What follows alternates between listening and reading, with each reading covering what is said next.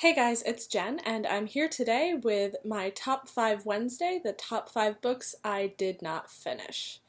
And I know that it's Thursday, but I've had a little bit of a cold, so I'm sorry for making this video a little bit late. Okay, so the number 5 book on my list of top 5 books I did not finish is The Historian by Elizabeth Kostova. This book was recommended to me by a friend, and she loved it, said it was one of her favorite books, and told me it reminded me a lot of a series we both like, the All Souls trilogy by Deborah Harkness.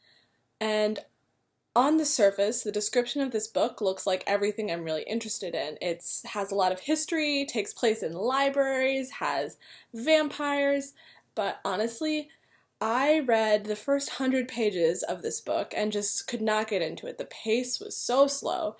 I didn't relate to any of the characters, and I just had to put it down, even though I tried really hard to read it because it was recommended to me by a friend. The fourth book on my list is Catherine de' Medici, Renaissance Queen of France by Leonie Frida. So this is a nonfiction book, and normally I have no problem reading nonfiction books. In fact, some of my favorite nonfiction books to read are about the Medici family or about strong, Renaissance women. And this book was just so dry and so boring, and it has such an interesting subject matter that I couldn't believe that I put it down only 60 pages in. I tried rereading it multiple times, most recently after I started watching the CW television show Reign, where Catherine de' Medici is a main character, but I never got past the part where, spoiler, Francis dies.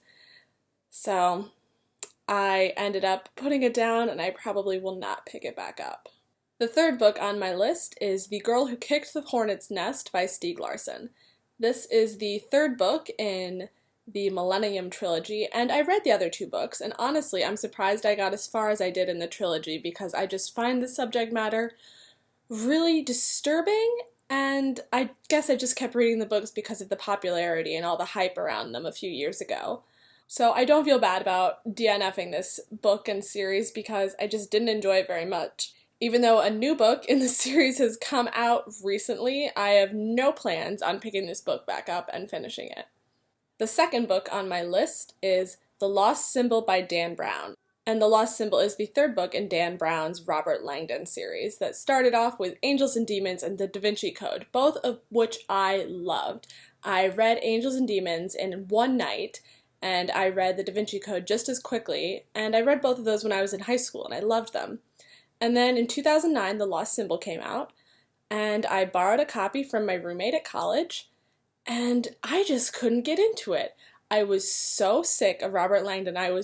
I thought he was so smug, and I hated him so much. And this is before I became an art history major and started hating Dan Brown's books for completely different reasons. I wanted to try to read the series again because I thought maybe it was just a fluke. Maybe I had just tried to read The Lost Symbol at the wrong time.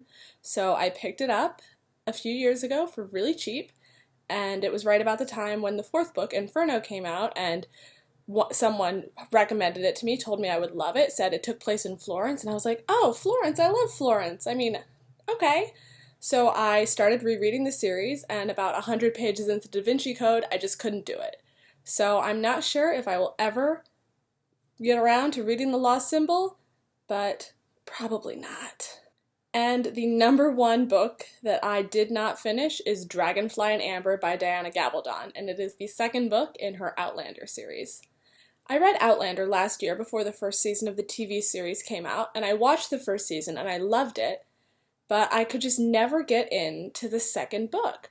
I just thought Claire seemed so smug, and I was so over it. And I tried reading it, I tried listening to it on audiobook, and I just couldn't do it. The second season of the TV show is coming out soon, and it looks fabulous. Oh, I'm so excited. And I'm just really unsure if I should try to read the book again before the series comes out. But I might just be a bad little bookworm and watch the second series of the TV show, and if I really like it, try again with the book. Most of these books live in the nebulous zone of I might or might not pick them back up again, so we'll see. Maybe in a few years I'll try again. And so if you're interested in doing your own Top 5 Wednesday, they have a group on Goodreads, and I will go ahead and link that down below. And I will talk to you guys later. Bye!